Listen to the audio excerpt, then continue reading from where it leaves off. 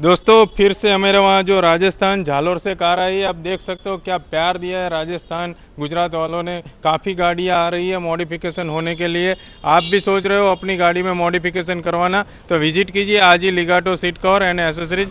Thank you so much.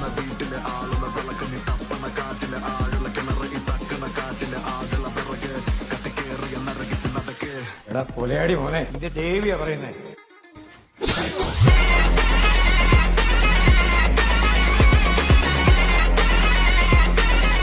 ഇത് ദേവിയാ പറയുന്നേ